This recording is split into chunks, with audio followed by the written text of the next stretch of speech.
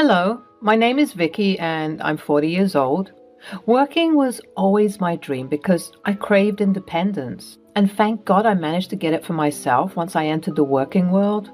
Being money savvy and always looking for ways to gain more income and rise on the economic fiscal ladder has been something ingrained in me from a young age. It has been such an important ideology in my household that my mother reaffirmed the importance of being financially stable and independent once I moved out of the house to pursue my dreams as a business analyst. When I first met my husband, Oliver, he was so sweet and kind. Unfortunately, though, I cannot say the same for my in-laws. Honestly, it's a miracle that we got married with all of the hatred I received from my sister-in-law, brother-in-law, and mother-in-law.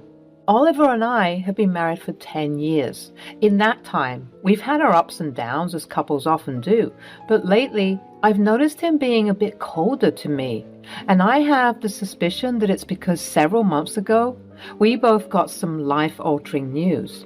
I remember the day like it was yesterday. Oliver found me in the kitchen just when I got home from work. I was beaming from ear to ear because I got the greatest news ever. Hey, babe. Hey, honey. Whoa, you sound happy. What's got my wife so chipper? Share the good news. Honestly, it's just so surreal. I'm not even sure if I can believe what just happened. Calm down. Don't keep me waiting any longer. Come on, spill the news. Okay, so I just got back from work. And I got a promotion. I started doing the happy dance. To explain further, Oliver and I, throughout our 10 years of marriage, as I'm sure most couples also do, have several inside jokes and behaviors that have come about due to sharing many intimate life experiences.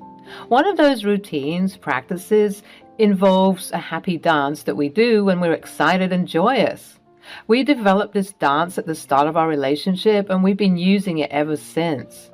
We did it at our graduation, at our engagement party, at our wedding, obviously, and when we found out we were pregnant, it was our little cute tradition that we'd always engage in. But for some reason, once I opened my eyes and was disillusioned from my giddiness, I saw that Oliver wasn't doing the happy dance. Confused and a bit sad, I asked, "Why aren't you doing the happy dance?" Oliver sighed. He sounded disgruntled and frustrated. "I'm happy for you, babe, but I also got some work-related news today. I got laid off." His head fell in sadness and what I can assume to be an embarrassment. The silence was deafening. It was so awkward you could cut through the tension in the room with a knife. I genuinely didn't know what to say. I felt awful for my husband, and I'm sure my elation at my good news was like pouring a bucket of salt into an already painful wound. "I'm so sorry, Oliver. This situation is devastating." "Yeah, well, I guess that's just part of life. There was nothing that they could do, so let's do something tonight. Let's go out to Chippy's. Some greasy fast food will make you feel better." Honestly, Vicky, I'm not really in the mood. Thanks for the offer, though. I think I want to be alone for some time. Congratulations, by the way. The days that followed were less awkward, but still uncomfortable nonetheless. I could feel a festering resentment grow between us. Now, it's not rocket science to suspect that Oliver was holding some jealousy and envy in his heart due to the circumstances, which is somewhat understandable because he was in a sensitive state at the time. I would like to point out that Oliver is quite a traditional man. He enjoys the thought of being the only breadwinner and coming home to a wife who was cooking and cleaning all day. Unfortunately, that's not going to fly in this economy. You'd have to be financially stable to actualize such a lifestyle, and unfortunately, we were not within our means to live that way, as we wanted to prioritize our children's education by putting them in private schools. Additionally, as I mentioned earlier, such a lifestyle doesn't really appeal to me. After all, I grew up living by the ideology that everyone should work for themselves and make a name for themselves and secure financial freedom. And with this new promotion of mine, I was well on my way to living a very comfortable life. Getting laid off obviously was still a very sore and sensitive subject, so when he would lounge around all day doing nothing, including not doing the housework, and watching documentaries and playing video games all day, I allowed it. A month had gone by and Oliver was still in his funk. He even got several visits from the aforementioned extended family in-laws of whom I wasn't very fond. But considering his sensitive state, I decided to put my pride to the side and allow the snarky and rude comments that were to be thrown at me, just so Oliver could receive some comfort and compassion from his family. "Oh, you poor thing! I hate seeing you like this, big bro." One day, all three of them, my sister-in-law, my brother-in-law, and my mother-in-law, visited at the same time, which made me quite uncomfortable and a bit panicked because it meant that I would be receiving not twice, but thrice the amount of negativity permeating my home. "Honestly, I'm so baffled that you got laid off. If anything, I thought that Vicky would be the one losing her job before you ever would. This is so shocking." Come to think of it, women nowadays are more likely to be laid off, right? I mean, makes sense since they'd be at home taking care of the kids and the home, so why would you, of all people, get laid off? Before I could even rebuke Benjamin's stupid ideology, my obnoxiously loud mother-in-law burst in from the kitchen, carrying a tray with some food and drinks to serve her ailing son. I swear you'd think he broke every bone in his whole body with the amount of pampering and coddling he was receiving. "It's such a shame that this has happened. My poor baby. I could just cry. I'm so upset." "It's been tough. I'm not going to die. At least Vicky has been here to support us while everything has been going down."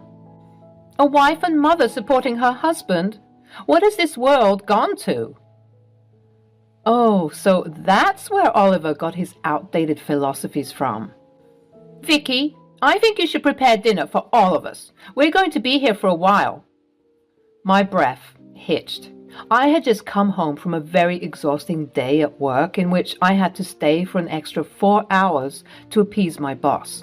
I didn't want to give him the impression that I'd gotten too comfortable, lax, after receiving the promotion, as this could risk possibly getting demoted, or even worse, fired. Having 2 unemployed people in the house was the last thing we needed, so I always did my best to ensure that I was always on top of my game. Unfortunately, this meant that oftentimes I would come home very exhausted, and most days I'd have to cook the meals because Oliver was feeling depressed and would depend on me to satisfy him. Sometimes on particularly hectic days at work, I would like to come home and eat something that had already been prepared for me. So I would ask Oliver very kindly and sensitively, as to not make him upset, if he could prepare dinner for me when I was approximately an hour from finishing work, so that once I got home, I could eat a meal and go to bed and begin the slave work tomorrow, at least in better spirits. He would oftentimes refuse, and as much as I was irritated, I would let it slide.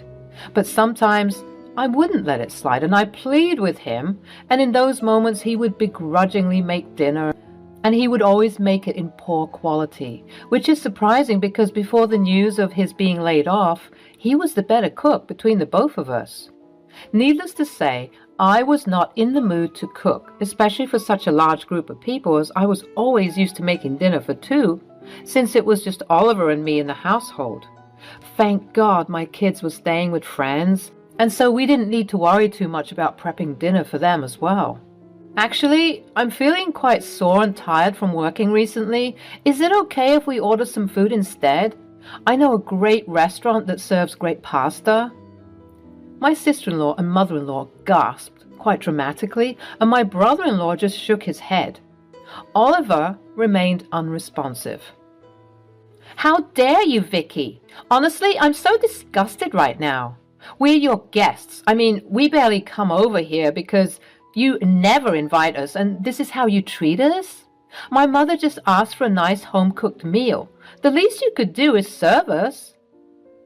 "Yes, sis. I gotta say, I'm a bit disappointed that you'd say something like that. It doesn't have to be a 7-course meal. Plus, I'm not in the mood for pasta." I swear to God, this younger generation is poisoning even us adults. How could you even ask such a question, Vicky? We get it. You're employed and you're very busy and you're tired, but can't you see your husband is upset? Can't you do this one thing for him? You're his wife, for God's sakes. You're supposed to do the cooking anyways. I was so overwhelmed by all of the barking and yelling that to try and de-escalate the situation, I said this.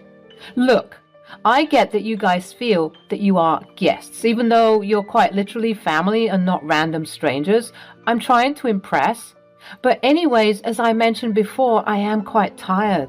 But since you all feel so strongly about it, I will make the dinner, and I apologize for making that suggestion. Please bear with me. Making dinner might take some time because I'm just so exhausted, but I will do it.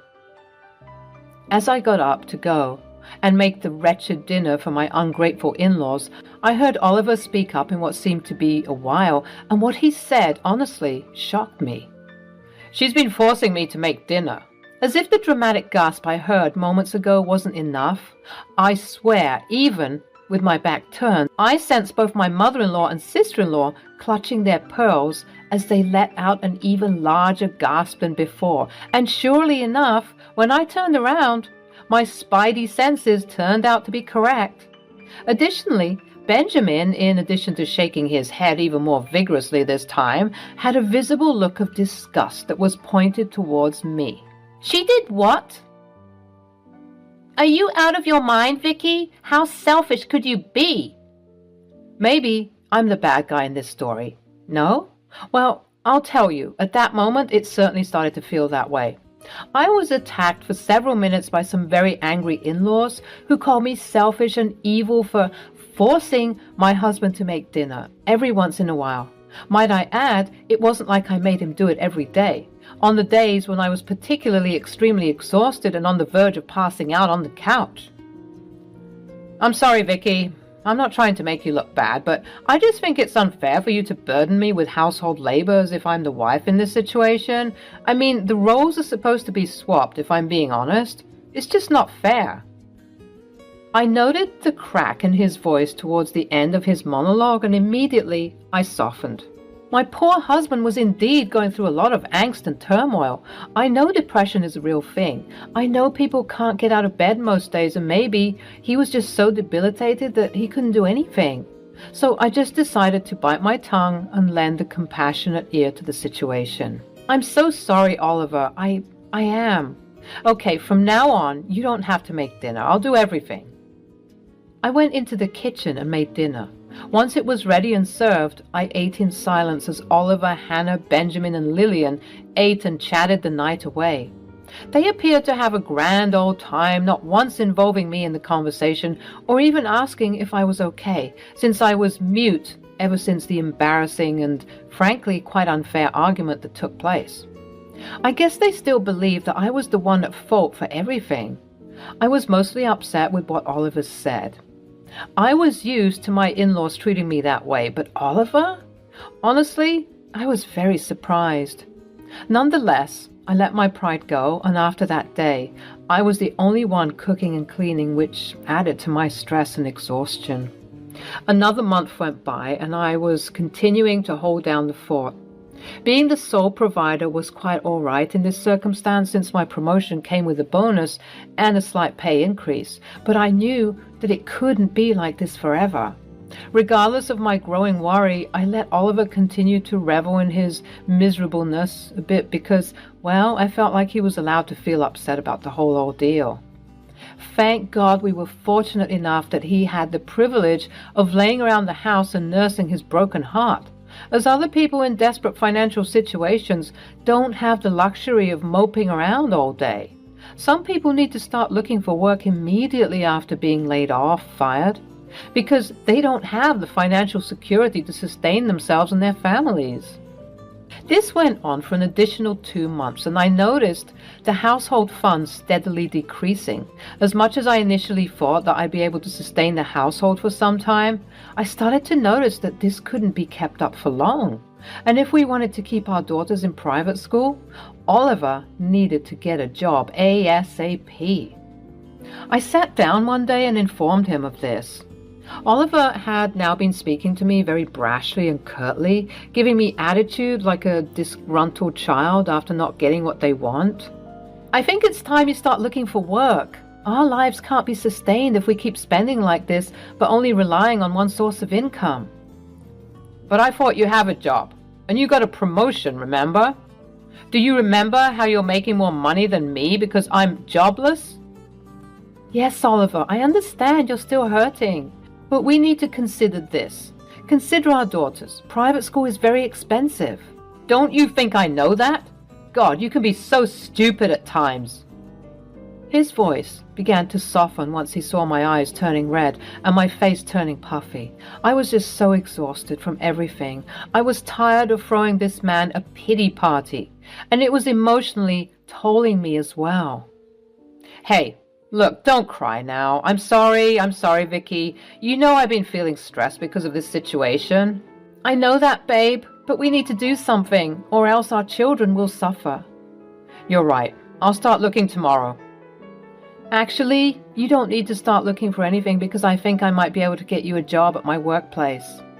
Yes, folks, you heard that right.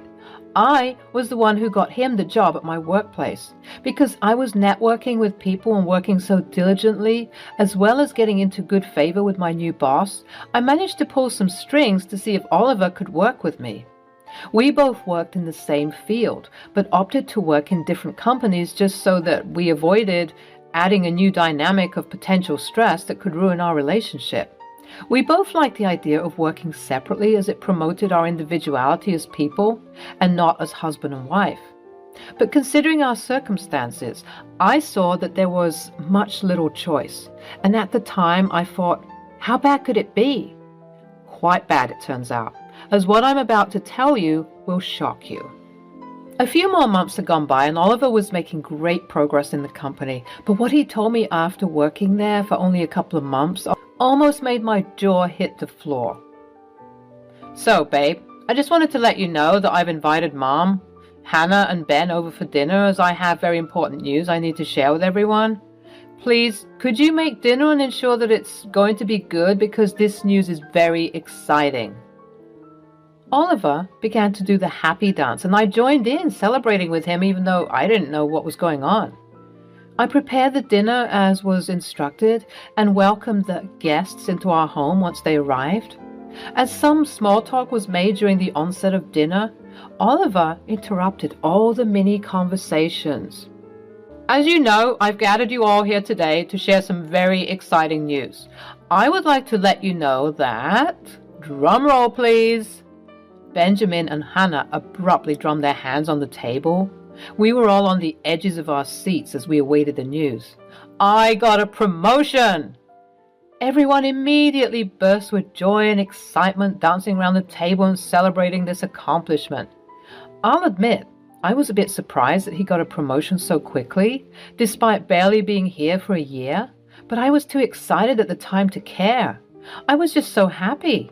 He finally appeared to be out of his funk. He even looked better, like he was taking better care of himself, and that's all that mattered. Hold on, everyone. I don't think Oliver is finished with his news. Go on, Ollie, tell them the rest. A little bit of hesitation cropped up when he said, Vicky, here you go. He handed me what appeared to be a hotel key card. I was confused, but then I got an idea. Oh, babe, did you get us a hotel room to celebrate? How thoughtful of you. This is nice. Honestly, I think I needed something like this. I've been so stressed and exhausted. No, it's not a hotel room for us. It's a hotel room for you. I was obviously confused, and at that moment, I noted that the rest of the in-laws weren't confused as well. If anything, they looked somewhat pleased, as if they had accomplished arranging all the dominoes in place and were waiting for the last domino to fall.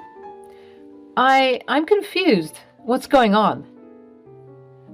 So Oliver had approached us some time ago, and he told us all about his new job and how he was thriving, and we, mainly Hannah. Yes, I suggested because of his upcoming success and the increased bonuses he's been receiving, he should contemplate his life choices and decisions because we really didn't like what you said all those months ago when we came here last time. What are you talking about, Hannah?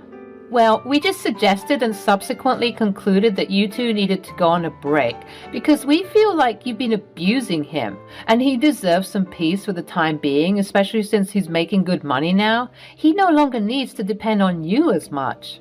I couldn't believe what I was hearing. Never in my life has my heart felt so much pain and my mind felt so much confusion. I was completely at a loss for words. This man, my husband, the person I've been married to for the past 10 years, has decided to treat me like this? All because his sick and evil family so badly wants to make my life miserable? I looked at Oliver with a face so full of hatred and rage that it made him bow his head in disappointment. Whoa, okay, let me clear the air. It didn't exactly go like that. We just thought that you two need some space from each other because we know that you've both been going through some stress. And since Oliver is now the breadwinner, we thought it made the most sense to put you in a hotel for the time being. So you're kicking me out? You're kicking me out of my own house, the house that we paid for together? Oh, don't start that equal rights nonsense, Vicky. You know that your husband is the head of the house. It doesn't matter if you paid for it together. He's still the head of the household, and he still makes the decisions. Here, I'll help you pack your bags. He needs to be in his own space right now and appreciate the lifestyle he has created for himself. I was livid. I saw red. I simply couldn't understand how people got the gall to treat other people this way. I knew my in-laws hated me, but I didn't know the extent of their anger, and that night as I tried not to cry and yell and scream and, frankly, set the house on fire, I saw the amusement painted all over my in-laws' faces, with my husband looking somewhat sheepish and only ever so slightly embarrassed, as if he made a silly mistake on an exam and not just broken his wife's heart. I stomped up to my room without saying a word, packed a bag of my belongings, and drove to my best friend's house to stay the night. I spent the whole night sobbing and wondering what I did to deserve this treatment. Because of my go-getter attitude and hard-headedness, my sadness quickly turned to anger. And that anger turned into me plotting for my revenge. Despite being exhausted and drained from months of breaking my back and dealing with emotional abuse, I somehow found the energy to do some digging regarding how quickly my husband got these apparent bonuses that I knew nothing about. I decided to call in sick the next day so that I could do some digging. Once my husband was out of the house, I returned home to do some investigative work.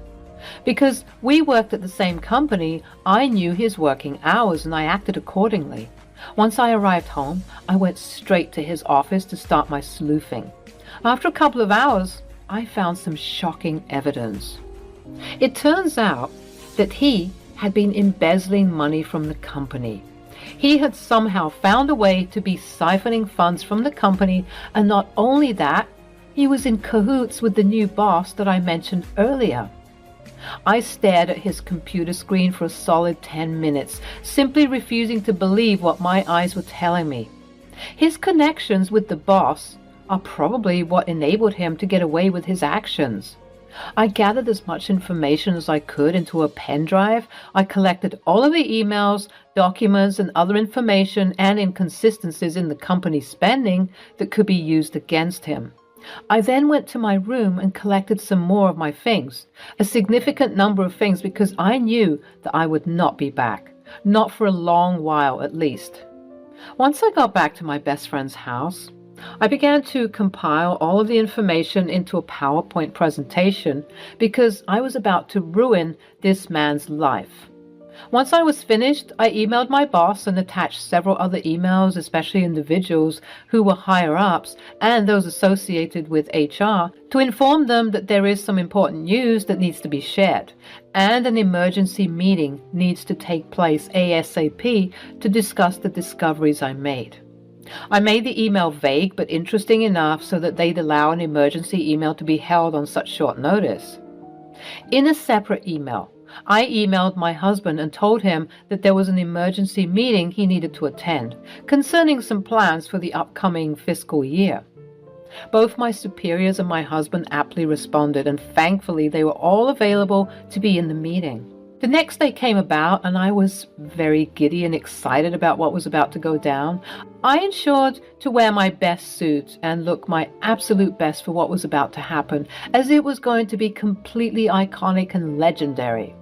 I made my way to the meeting room, seeing that most of the individuals were already seated. All that was left was my slimy husband and my slimy boss. They came in, and for a brief moment they looked somewhat panicked, as they noticed that a lot of important people were in the room. Perhaps it was their guilty conscience telling them of their misdeeds. Anyways, I began the meeting. I laid out all of the information and presented it so clearly, adding more heat as the presentation went on. Everyone in the room was completely astonished, and my boss and Oliver turned red and began to panic, as everyone's eyes were turned on them in hatred and disgust. One of my superiors even said that they'd rot in jail for all of their embezzling. At one point, Oliver was sending me daggers through his eyes, but I returned the same look of hatred and disgust and began to twist the knife even more, getting him where it hurts. He stood up. "Just what do you think you're doing, you wretched little gremlin? She's lying to everyone. Don't believe a word she says. I'll sue you for slander. I'll sue you and get a divorce, and I'll ruin you." The husband I married all those years ago was completely gone. What was standing right in front of me right now was a full-blown monster. He attempted to leave, but luckily I secretly called for security in advance to be stationed at the door because I had informed them of the information I found. Oliver was embarrassed when he was greeted by two burly men standing at the door, preventing his escape. My slimy boss, who was in on all of the illegal activities, began to sob, muttering about how his life is ruined, while Oliver continued to embarrass himself by trying to push past the big strong men. I spent a good 30 minutes relaying to everyone all of the information I found, and once I was finished, both men looked defeated. You can probably imagine what came next. Well, just in case you can't, both Oliver and my boss were promptly fired and charged with embezzling the company's funds for their selfish gain.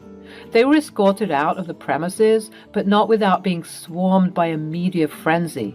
Oh, did I forget to mention that I also contacted news outlets and tabloids to be ready to catch the looks of horror and embarrassment plastered all over Oliver's face? Well, I did, and it felt so good.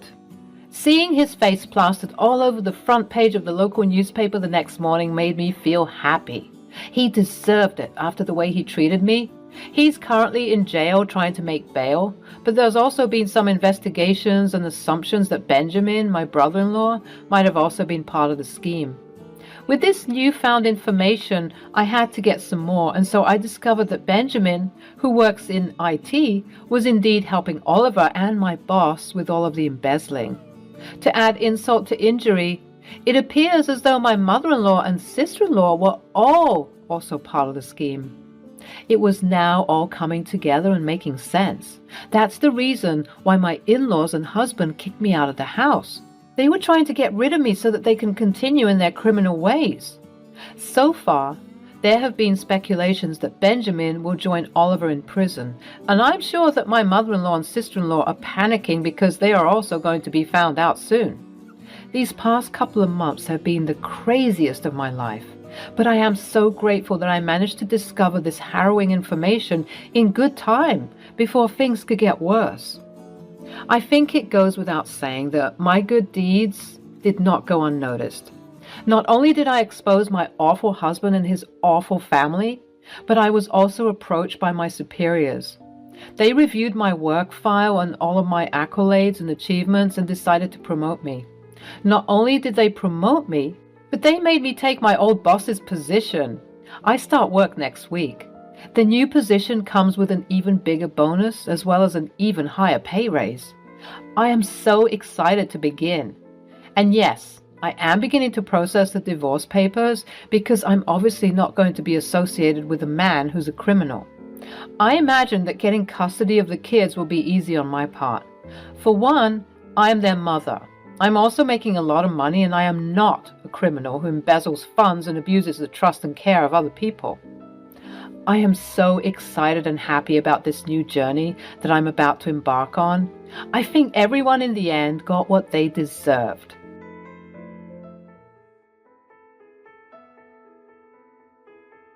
Hey, Eric.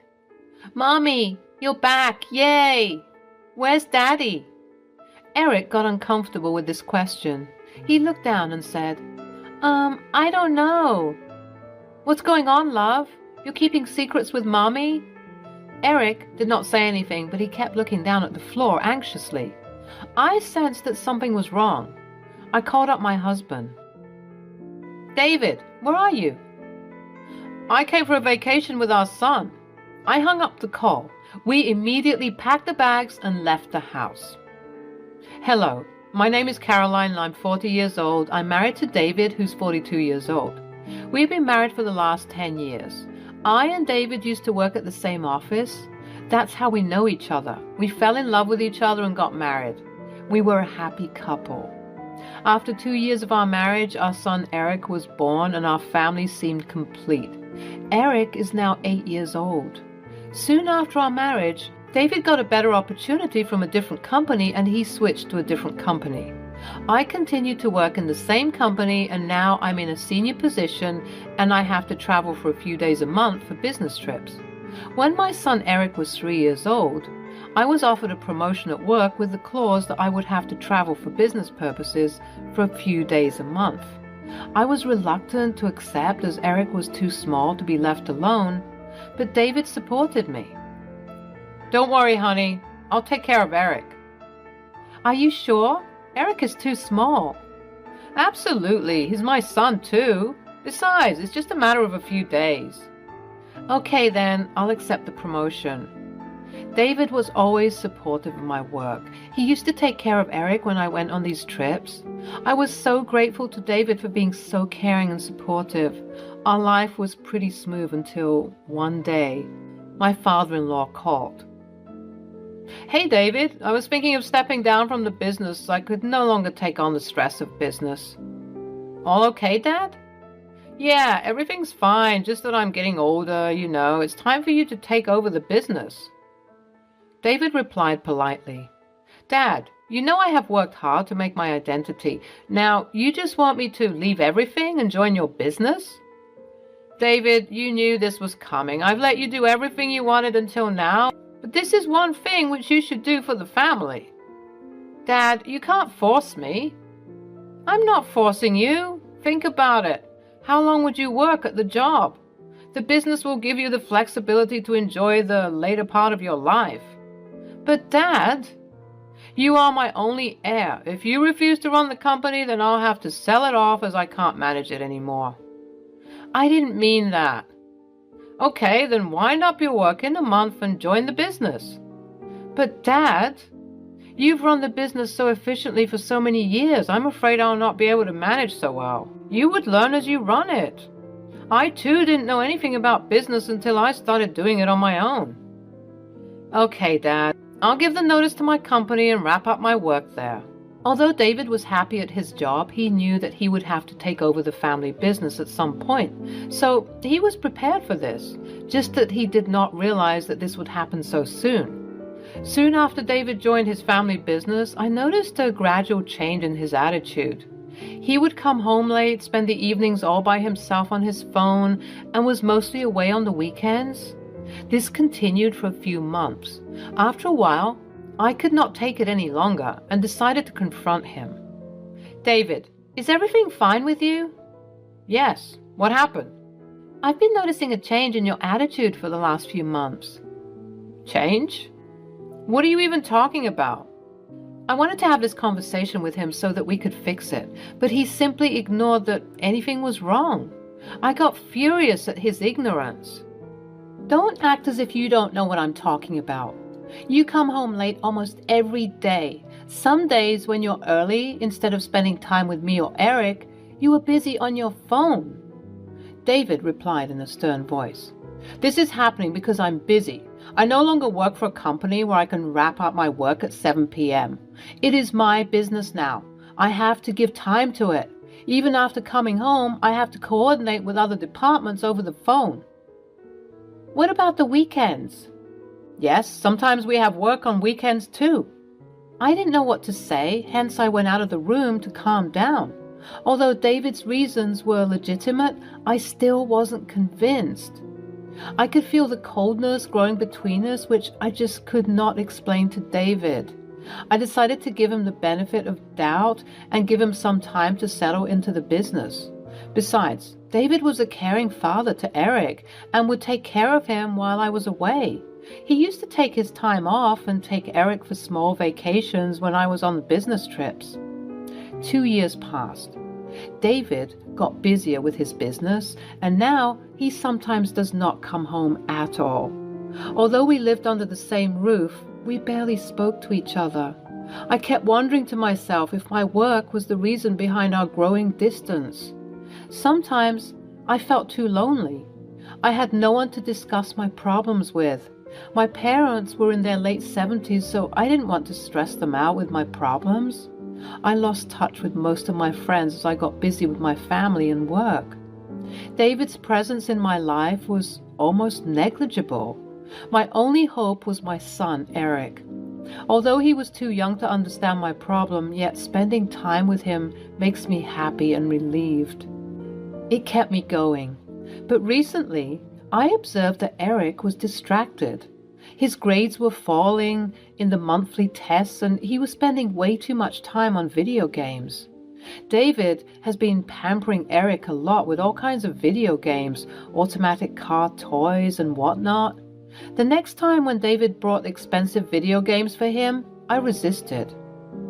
David, Eric already has a lot of video games and toys. This new one is unnecessary. What do you mean? Now I can't give gifts for my son? What do you want? Eric's grades have been falling and he is too distracted these days. He is always on video games, which is not good for his mental growth.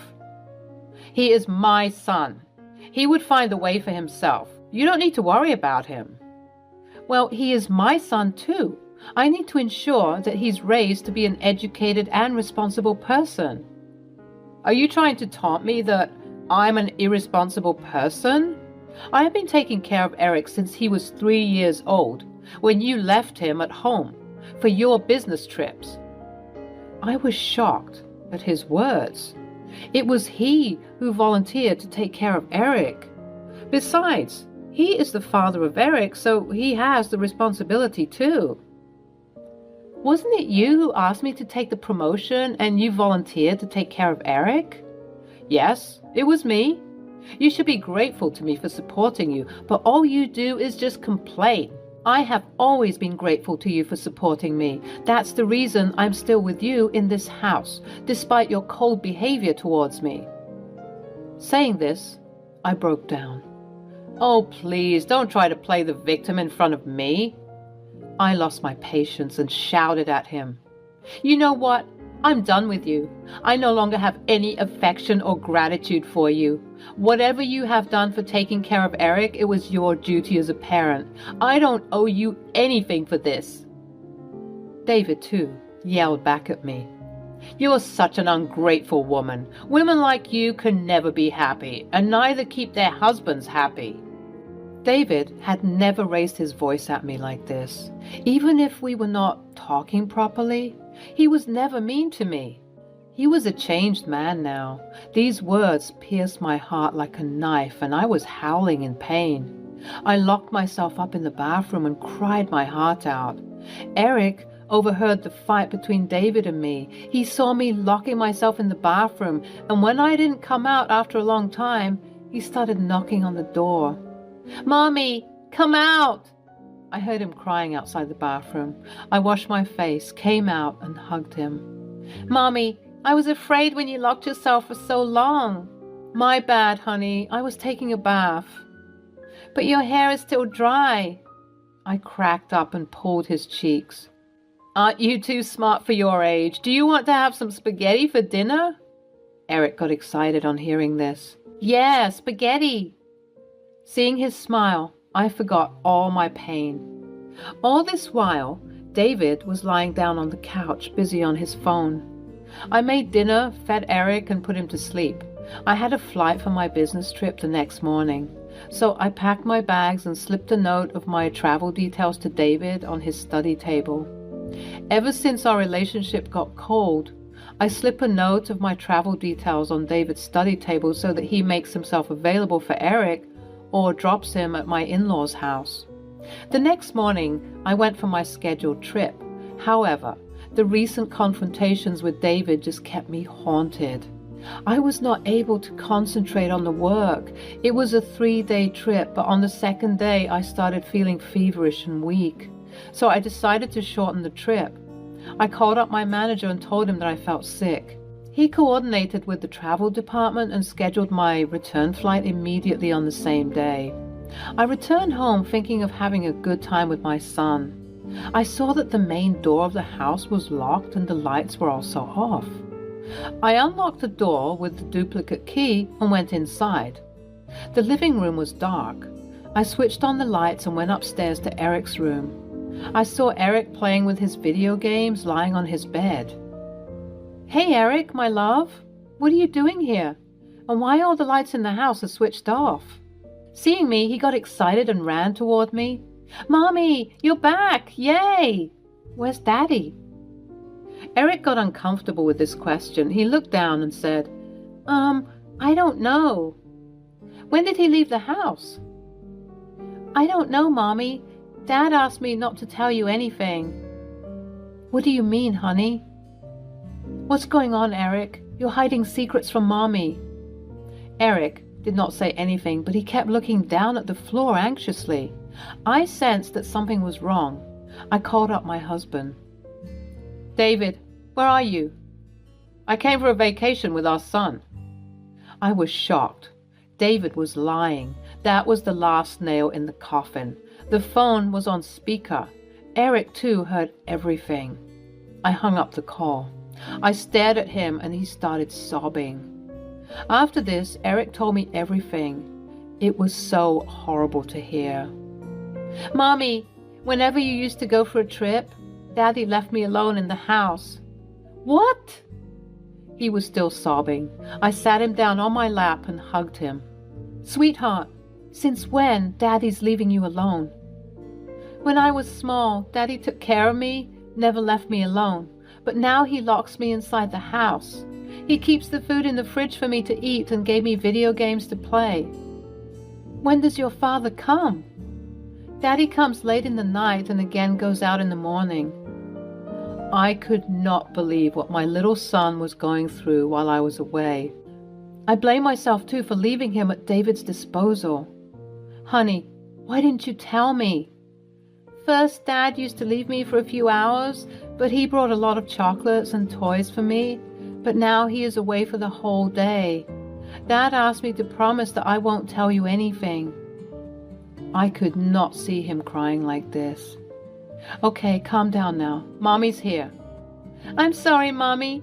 Dad got me the latest video games. I kept my promise and didn't tell you anything." "I'm sorry, baby, that you had to go through so much." I could not believe my ears. What kind of father would do that? David was rewarding Eric for hiding this secret. I felt disgusted. I could no longer stay in that house or let my child see that horrible man. We immediately packed the bags and left the house. I hired an investigating agency to investigate David. After dropping Eric to my aunt's place, I went to David's parents and narrated the entire incident. My mother-in-law could not believe that David could do such things. "Caroline, don't get me wrong. Perhaps there can be some misunderstanding. It is not wise to take such a big decision on Eric's words. He is a small kid." "What do you mean?" "I understand what you're going through, but you can once talk to David if there's another part of the story." Although her intention was not bad, she was just advising me to have a confrontation with David before taking any decision. But at that moment, I was too furious to understand her intention. "Do you think that Eric is making up all these things? If David was not wrong, why did he lie to me that he was on a vacation with Eric?" Well, he might have been busy with work. I lost my patience and told them everything. This is not the only incident.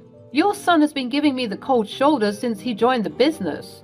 He comes late at home, barely spends time with Eric, and spends his weekends away from home.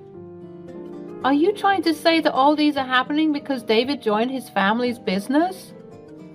My father-in-law interrupted. Brianna, stop.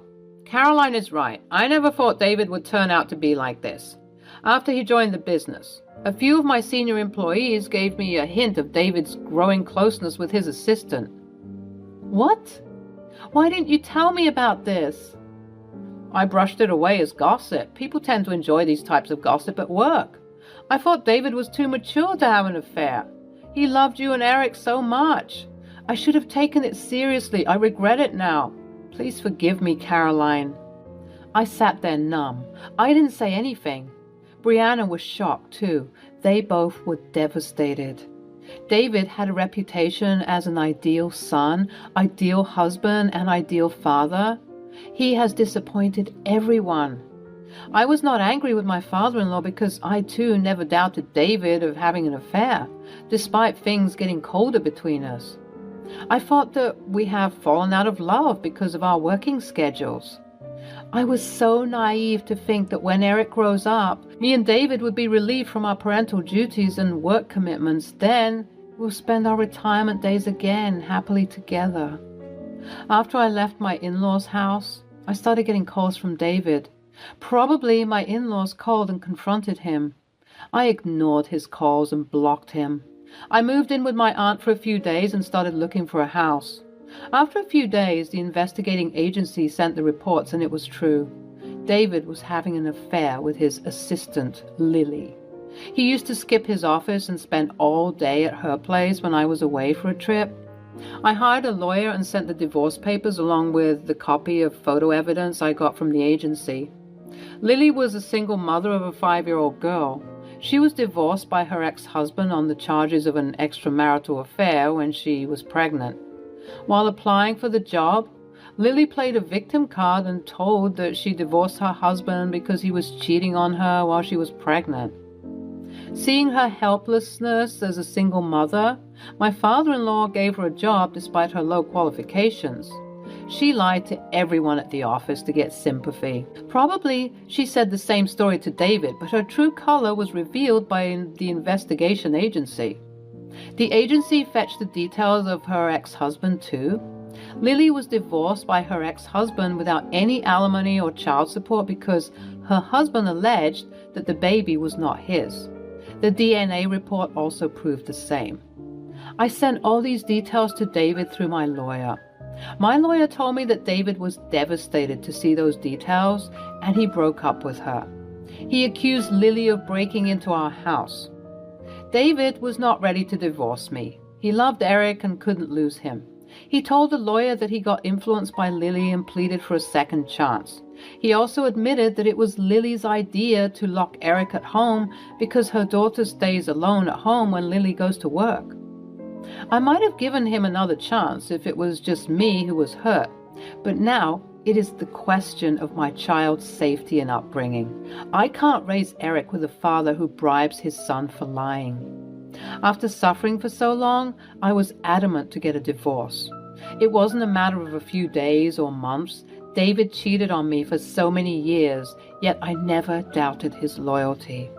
I could never forgive him for breaking my trust. I did not agree to any settlement but divorce. My father-in-law apologized for David's mistakes and stood by my side all this while. Everyone at the office knew and gossiped about David's affair and the divorce. My father-in-law could not take this shame and threw out David and Lily from the company. He ran the company again for a few years before selling it off to another businessman for a hefty amount. He has cut off David's name from his will and instead gave his inheritance to Eric. David was disowned by his parents as he had broken their trust too. David shifted to the other side of the city as everyone in the neighborhood looked down upon him for cheating on me with his assistant. Meanwhile, I took a transfer to a different department where I didn't have to travel. Now, I can manage my house and work efficiently. I've hired a full-time nanny to take care of Eric. I'm planning to quit my job in a few years as I have saved enough for my retirement. I want to enjoy my life to the fullest with my son. I wish Eric grows up to be an educated and responsible person.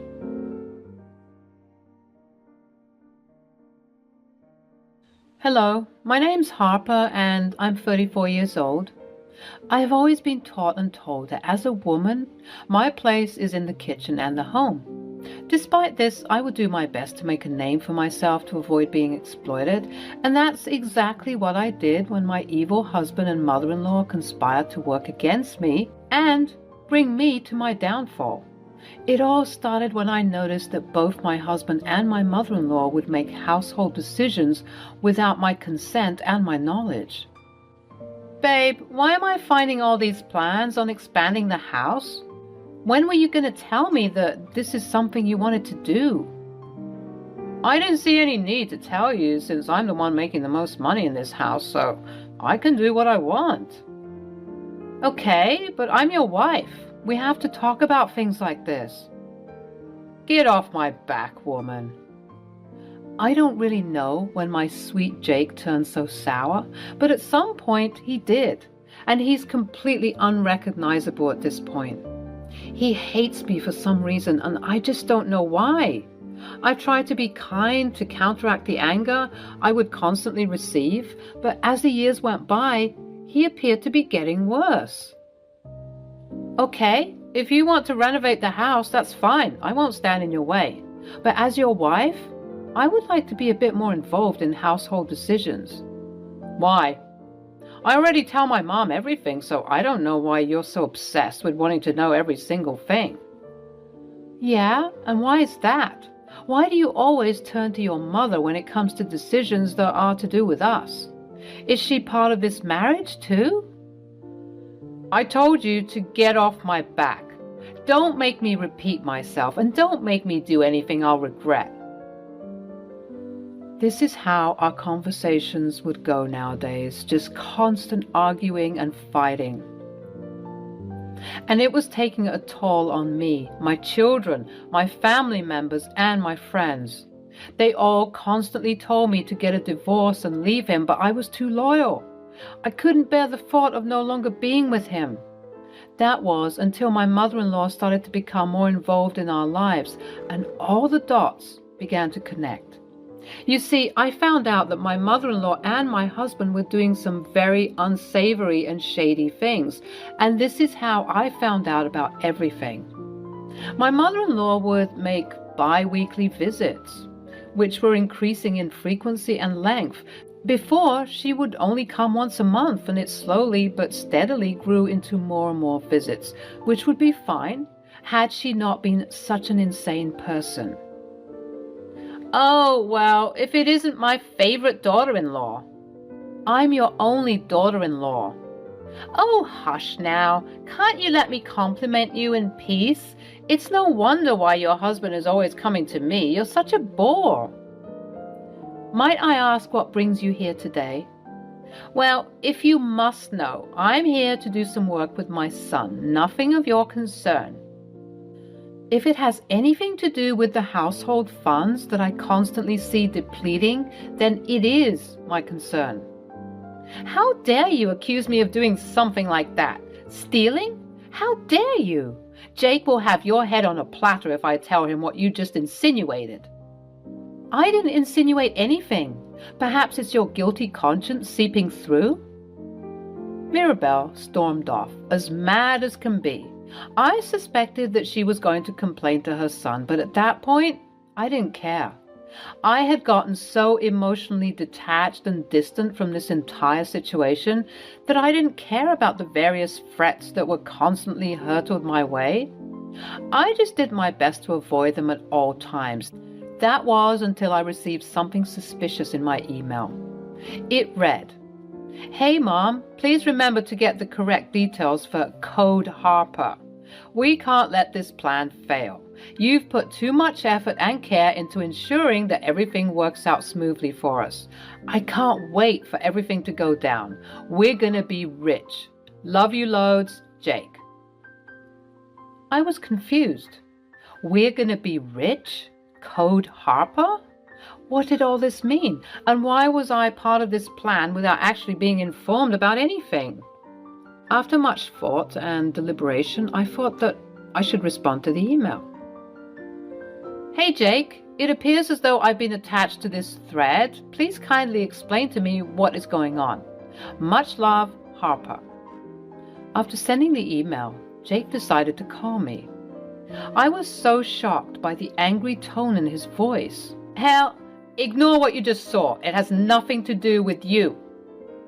Well, clearly something is going on if you're using my name in your business meetings with your mother. Harper is a common name. Grow up and mind your own business before I do something I regret. What are you going to do, Jake? Huh? Tell me, what are you planning on doing that you're going to regret later? You know, Harper, I don't get angry much, but this time you've done it. I'll see you when I get home. He hung up the phone and I began to get scared. What were these two planning? And why was he being so angry and secretive about everything? Due to his threats, I felt extremely unsafe in the household, so I packed some bags and decided to stay in a hotel for the time being. I couldn't afford to keep spiking my anxiety up because I was constantly in contact with two devils. Once I arrived in the hotel room, I decided to call my friend Ben. Ben and I had been childhood friends, and I knew that he would help me during this stressful and troubling time. Ben arrived soon after I called him. Hey, I'm so sorry once again for what happened. Yeah, well, I guess it's just part of the marriage package. Let me show you what the email said. Maybe you can help me out. Okay, sure. I showed Ben the email, and he shared the same look of confusion that I had when first reading it. Ben pondered some more and more, and finally he said, "We need to get inside their heads and figure out what they're doing. I don't know, but something about this seems fishy. We got to find out what they're hiding. And since they don't want to be forthcoming with you, we have to look for other means of acquiring information." Like what? Like checking the account funds and balances. Have you noticed anything recently? Yes. The household funds from the joint bank accounts are steadily decreasing. I ask about it, but you know how Jake and Mirabelle are. Okay, then let's start there. It should be noted that Ben is extremely tech savvy. He's the type of person who can hack into databases if he really wanted to, and his skills were shining during our sleuthing. Once I opened up the bank accounts and bank books for Ben to see, he began his work, searching and scouring for any discrepancies, and after several hours of us deliberating and wondering what was going on, we reached a breakthrough. But it was definitely something that we weren't prepared for. It turns out that my lovely husband and mother-in-law were participating in some shady deals to incur more money.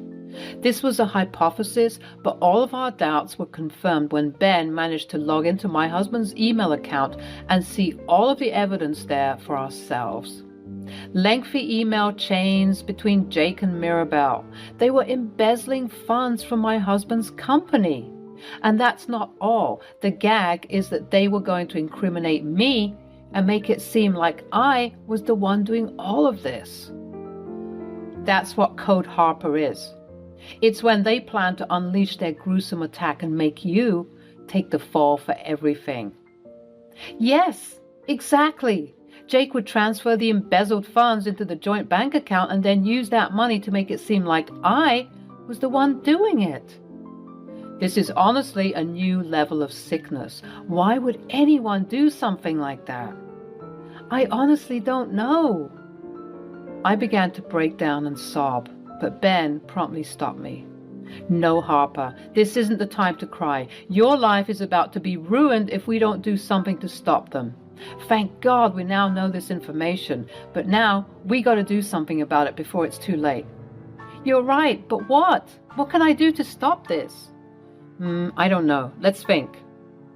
It would be easy to go to the police with all of this information, but honestly, I needed more to satiate the bubbling rage that was in my core.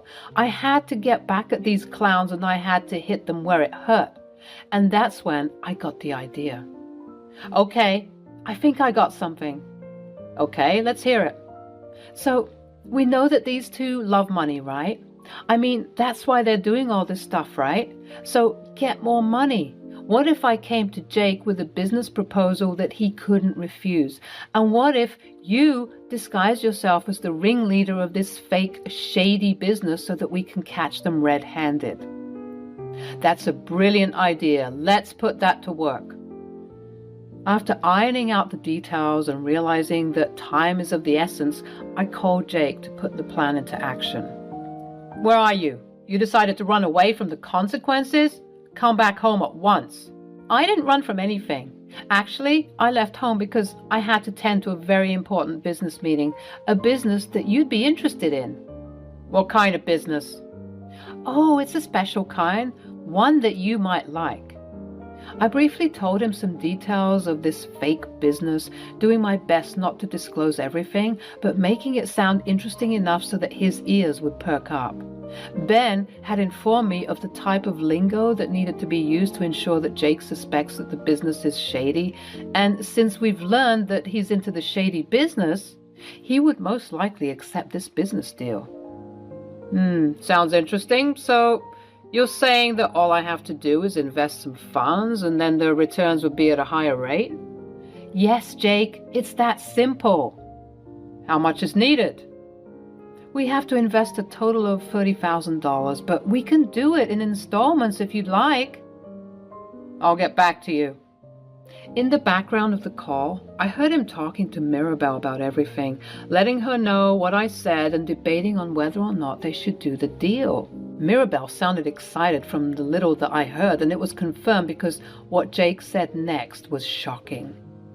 Okay, so we're going to do this, and I'm going to send the full $30,000 so that we can do this quickly. When it comes to these details, time is of the essence. We don't have time to dilly-dally. Okay, which account will you use? I'll send it to the joint bank account, of course. Okay, sure thing. We ended the call, and later on in the evening, Ben and I received an email on Jake's account, and it read, "Just sent the $30,000 to the joint bank account. It's like she's putting her nail in her coffin. This is going to be way too easy. She'll go down for our crimes, and we run with the money." Seeing those messages hurt me a lot. After everything, this man wanted to scam me like this. The good thing is, Ben was recording everything, even the phone call that we had with Jake, so that we could build a solid case against them. I'm so sorry for everything, Harper. This man doesn't deserve you. I hope you find someone better. Me too. The next morning, Ben returned to my hotel room so that we could continue investigating and building our case against Jake and Mirabelle. Not only did I want them to go down for their crimes, I felt like I needed to be compensated for the time that was wasted in our horrendous marriage. I was going to take everything from this man. So I also collated as much evidence and information regarding emotional and mental abuse that I've endured for these years. I was going to make sure that he lives a miserable life alongside his mother. Ben was helping me out so much, and I was so appreciative of everything that he was doing for me. He did make me happy, and sometimes I wondered why I didn't marry him instead. Why are you staring at me like that? No reason. Sorry. No, it's quite all right. Let's get back to work, though. We continued working, and we were finding breakthrough after breakthrough, cementing the plan on how Jake and Mirabelle were going to get caught. I wanted the whole ordeal to be public and messy. I wanted to ruin these people's lives the same way they wanted to ruin mine. It was insane to think that such a thing could happen. A week went by, and Jake was wondering why I hadn't come home yet. But I was reducing as much contact with him as possible because I knew very soon that he would be behind bars for a very long time.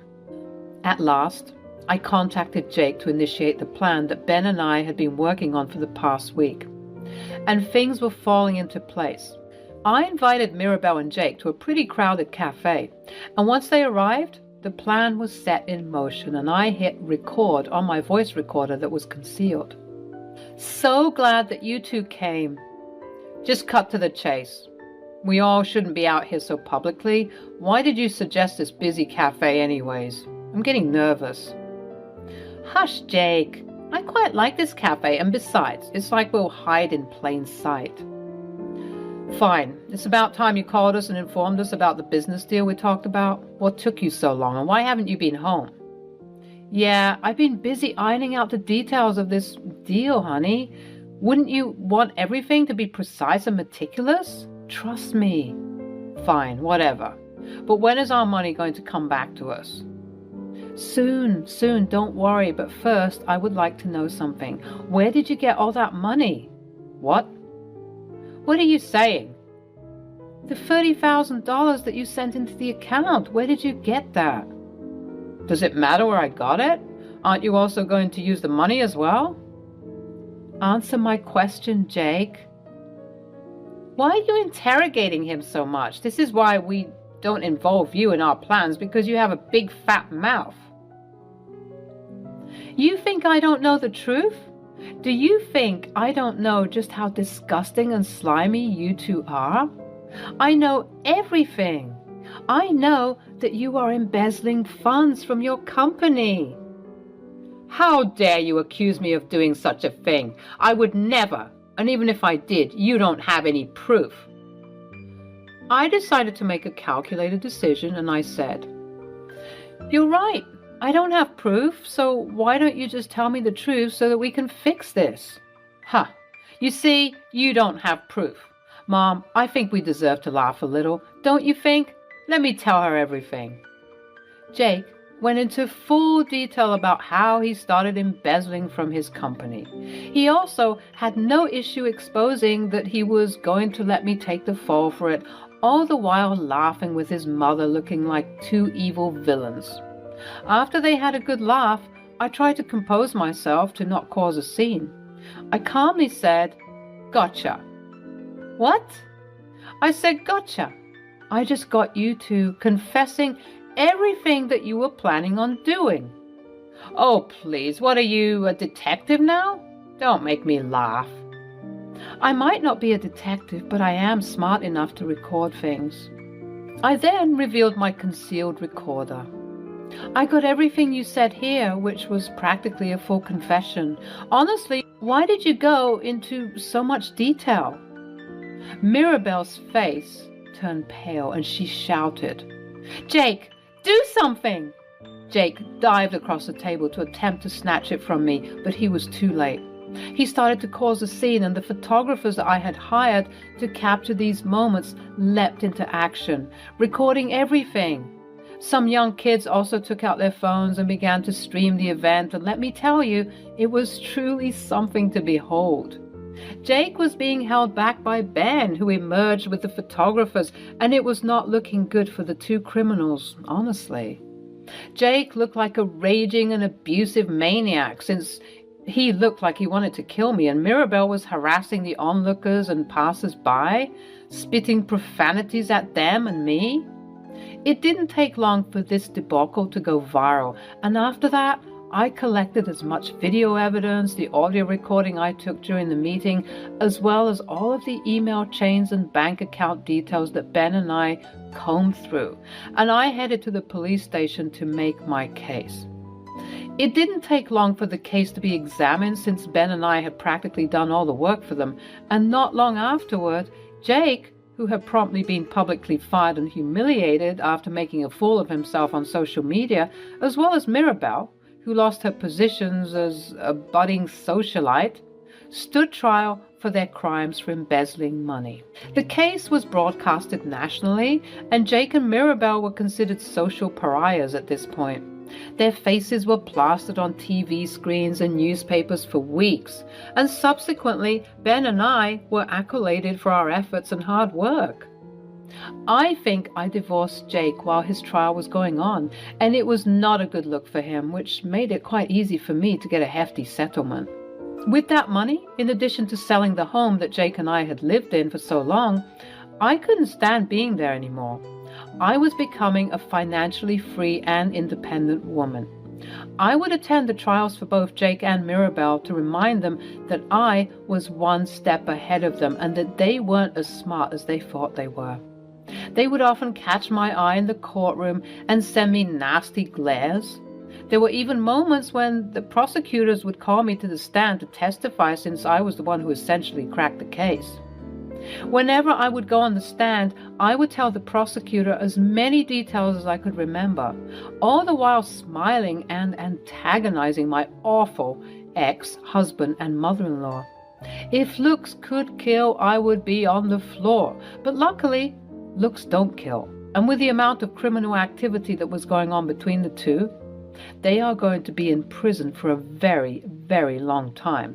So I needn't worry about them getting back at me, as I will be living lavishly, writing a book about my experiences and how Ben and I caught these weasels, whilst they would be rotting in prison for the rest of their lives. Revenge is so sweet.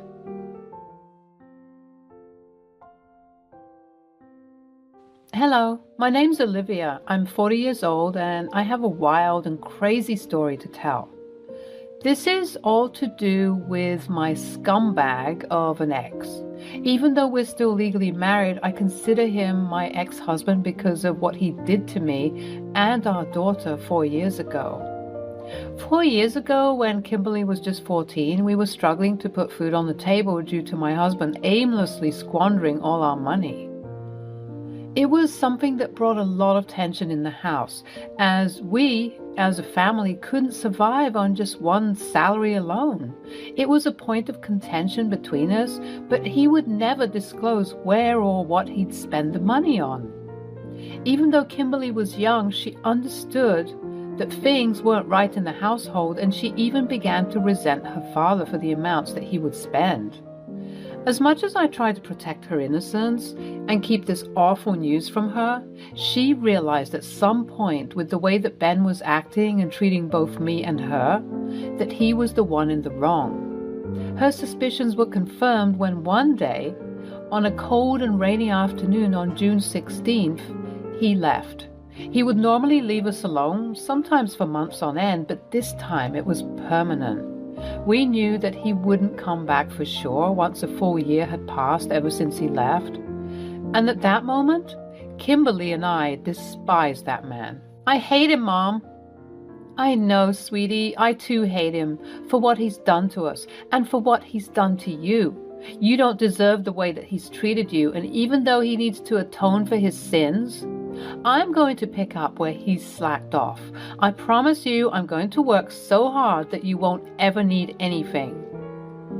And that I did. I quit my job and began to pursue affiliate marketing as well as content writing. It took about a year to make a living that I could say I was proud of, as I managed to become a homeowner as well as buy a beautiful and luxurious car for both myself and Kimberly.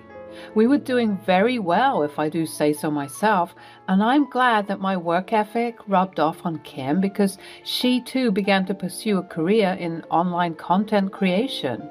She managed to amass a total following of 90,000 followers on Instagram, TikTok, and YouTube. My baby girl was becoming a rising star.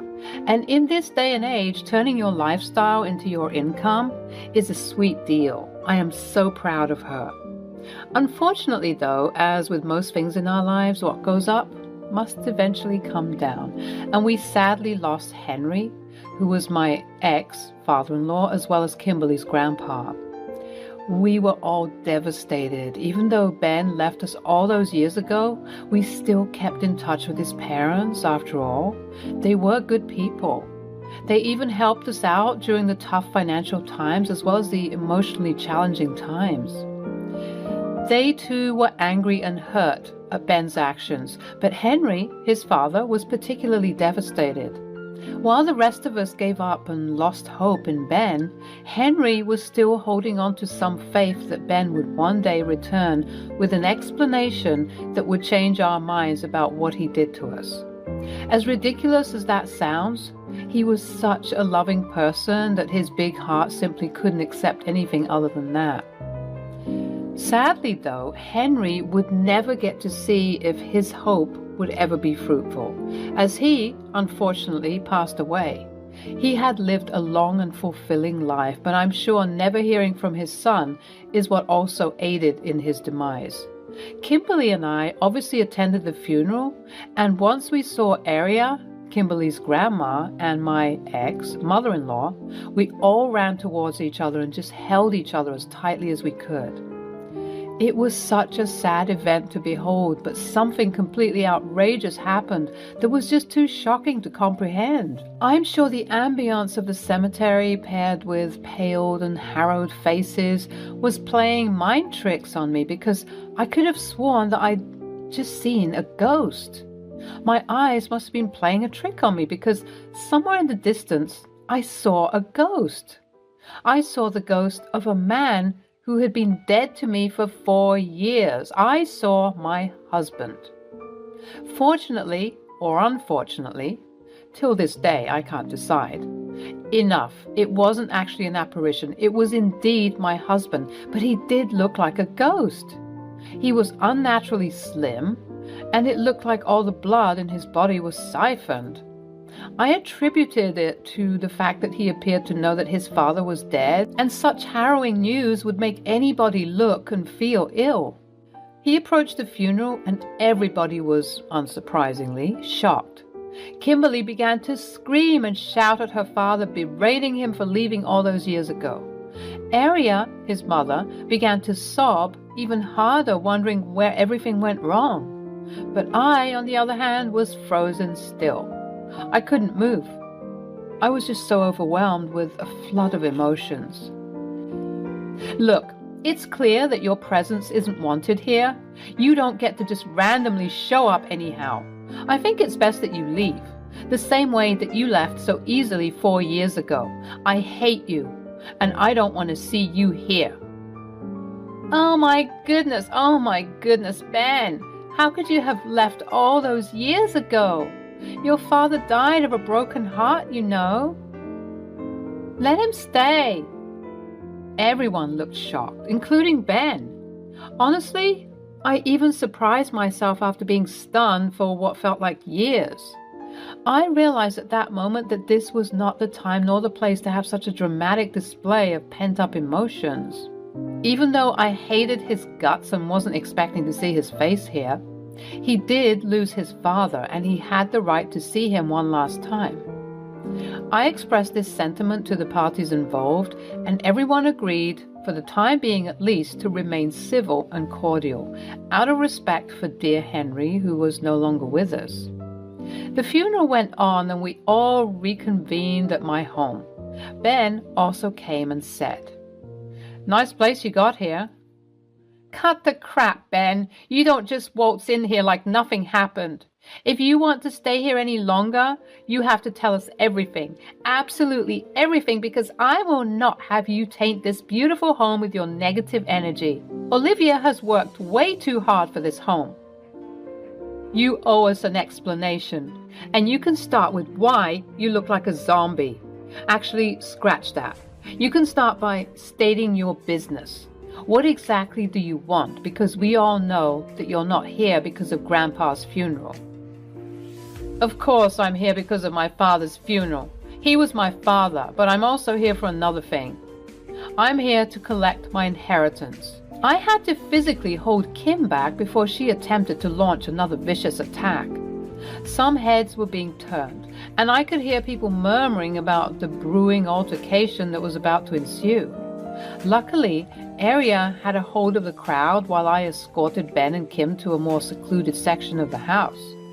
"I didn't mean to hurt you, my baby." "Don't call me that. I'm not your anything. You forfeited the right to call me that the moment you decided to leave us to fend for ourselves with no explanation or anything. I mean, what sort of father does that? I try to forgive you, but I simply can't." "Look, Kim, Olivia, I'm sorry about everything. I really am, but I desperately need the money. I'm in some hot water right now, and You think we care about you and your problems? By the looks of it, you seem to have gotten yourself in the wrong crowd. Are you doing drugs?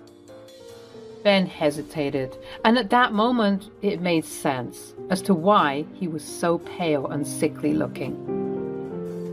Ben? At that moment, Aria joined us. Now that I've sorted everything out, Ben, can you please explain what happened? You know, your father waited for you all this time. He was the one who held on to the hope that you would return one day, with a good enough explanation that would solve all of our doubts. So please tell me that you come bearing some good news. Tell me something to believe in you again. I came here to get my inheritance money, Mom. He's on drugs, Grandma. That's why he came here, to get his inheritance money so that he can buy more drugs. No, it's not like that at all.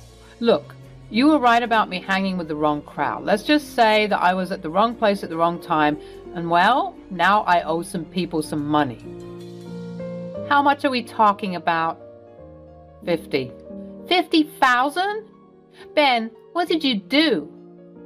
Wow, that is great. So you mean to tell me while Mom and I were struggling to keep warm and feed ourselves, you were messing around with shady people? Ha! Well, we won't help you with that. You made your bed, and now you have to lay in it. Sweetie, I know you're upset, but please let's just... Are you trying to defend him right now? He left us, Mom. I know, Kimberly. He didn't just leave you, okay? He left me too. He left your grandmother as well, and he left Grandpa too. He broke all of our hearts. And we don't ever have to forgive him for doing that, but clearly he's learned his lesson, right? I mean, just look at him. It's so crazy how I was defending him so wholeheartedly back then, when in the end, it was because of me that he eventually did what he did. Shortly after the funeral was finalized, Ben was putting up in a motel, and Aria and I, mostly Aria, would visit him to see if he needed anything. Kim refused the idea of even seeing his face again. We just wanted to finalize his inheritance so that he could be on his merry way. Kim and I decided that we didn't want much to do with him, but Aria, seeing as she was his mother, obviously wanted to try and rekindle something. As the weeks went by and the family lawyers did their best to authenticate Henry's will and see about inheritance values, Aria brought Ben to the house so that she could at the very least promote a civil environment amongst us all. As much as the bitterness and hatred weren't going to do us any good, it was going to take a long time for us to be anywhere near that. Kim would sometimes come just to sit and not speak, but she mostly opted out of the whole thing. Finally, the lawyers informed us of the inheritances that each person would receive, and by some lucky stroke of fate, it turned out that the inheritance money that Ben would receive was going to amount to $50,000. Kim was infuriated. She didn't find it fair that the person who robbed her of her happiness for many, many years gets to be rewarded out of the blue. As much as she was an adult, she was still my baby, and I could understand her frustrations. But unfortunately, it wasn't up to her to decide whether he would get the money or not. Aria and I were seemingly nonchalant about the findings, and honestly, I just wanted this whole process to be done with so that I could go back to living my good life. As Ben was assimilating to this lifestyle, it appeared as though his demeanor changed. He went from shy, timid, and remorseful to slightly arrogant and cocky, especially when he heard that he would be receiving exactly what he came here for. I noted this behavior change, but opted not to say anything and just chalk it up to the drugs he was doing. It was so sad to see a man who used to be so respectable end up like this. I just couldn't understand. A few more weeks went by and Aria told me, Ben's inheritance money is ready to be collected. He doesn't know about it yet, but I wanted to inform you beforehand. I know it's a terrible thing to give such a large amount of money to an addict. As he can do, God, I don't even want to think about what he'd want to do. I'm so sorry, my child, but I just don't think that I can handle giving him the money just to see him disappear again. It would just shatter that sliver of hope that I have left for him. I can't be the one to give it to him. Please, can you do it? Of course, Aria. I can't imagine how hard this has been on you. It takes a different type of strength as a mother to witness such an awful thing happen to your baby. You've been strong for too long, Ma. It's time for you to rest. Please don't worry. I'll handle everything. Although I took on the task of handing Ben the money, I too needed some time to regulate myself and be at peace with any outcome that was about to happen. To calm myself down, ironically enough, I hid away in the attic where all of the old paraphernalia of my old life would sit. I kept a lot of the things from the old house. As I managed to make peace with my situation, I discovered that these old things that used to be filled with pain also remind me of just how far I'd come. It seemed like the perfect spot for me to just sit and reflect upon the old and dusty plastic tea set that we managed to bargain for at a cheap yard sale when we couldn't afford proper dishes and cutlery. I reminisced on the half-dead heater that had a mind of its own and decided when it wanted to work. Oftentimes it would choose not to, and Kim and I would have to huddle together for warmth, but it was never enough. I looked at Ben's old chest full of what I presumed to be old work documents. I never dared to open it though, as I was scared of just how much money was being taken from the household to fund his other seemingly more important lifestyle. For whatever reason though, on this day, the day I was supposed to give him the money, I decided that I couldn't be afraid anymore. I had to see what was inside. I broke open the now worn-out chest to find papers and papers of bank statements and checkbooks, all detailing the amount of money that Ben had wasted away. With the bank statements detailing where the money was going, I noted that the account recipient was named Maria. I didn't know of a Maria, but as I began to dig deeper, I found out who exactly this Maria was, and it made my heart drop.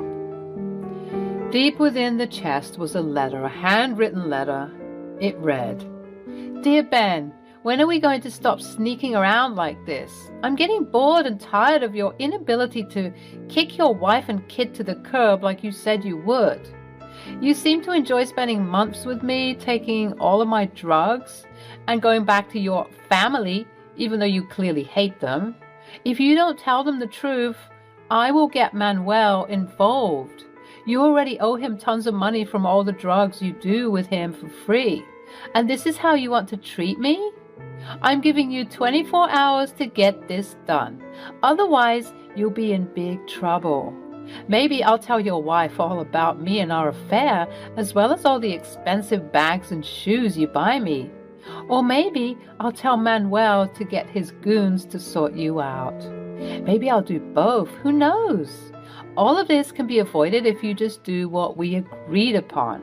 Remember, 24 hours or your entire life is going to come crashing down.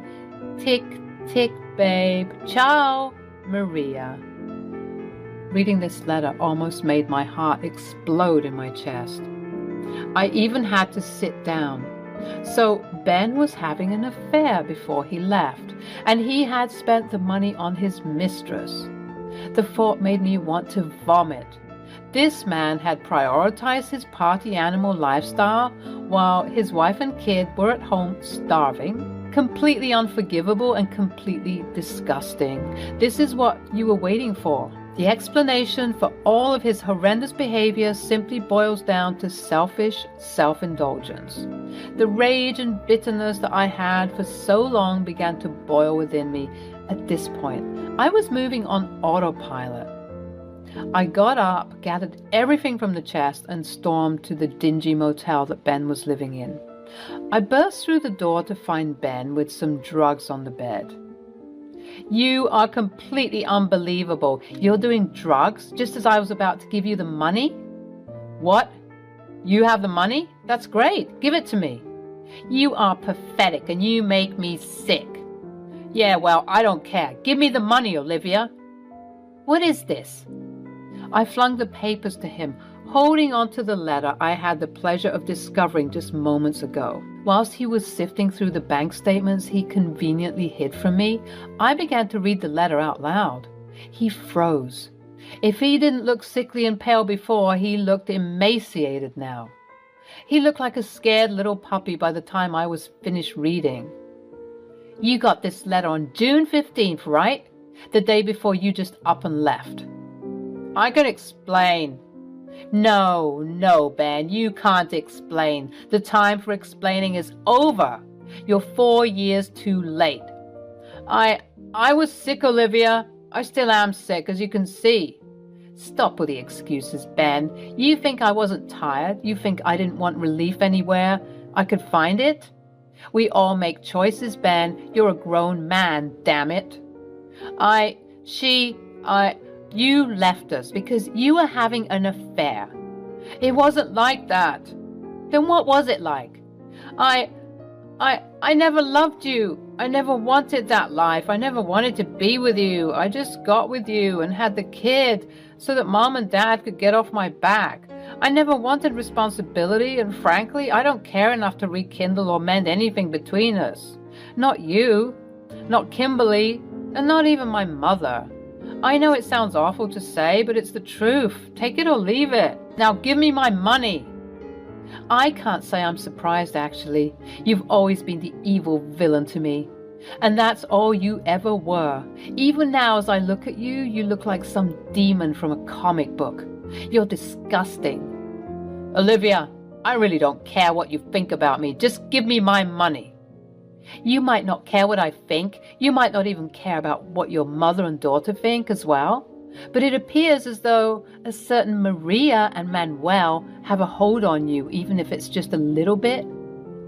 He froze once more. Bingo. I take it that you managed to escape them, right? Now you're running with a new crew, and because you're a pathetic mess, you managed to mess up those relations also. He briefly nodded. Here's what's going to happen.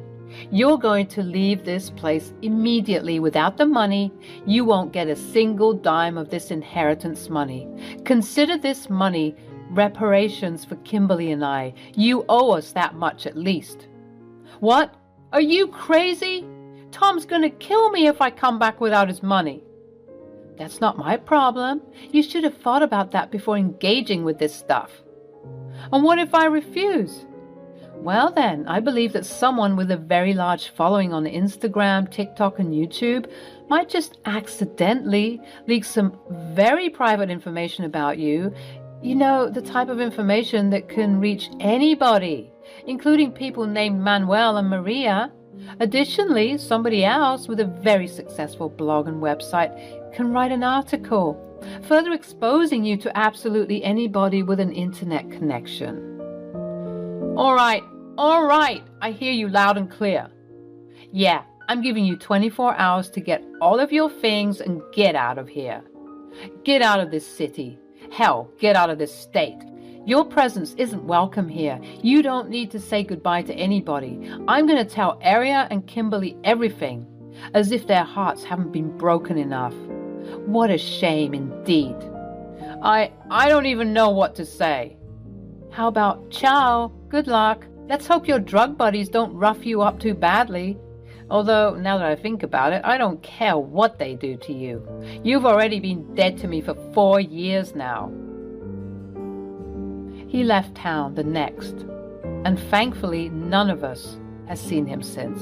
I am just very content in the fact that all three of us have some closure on where Ben had gone and why.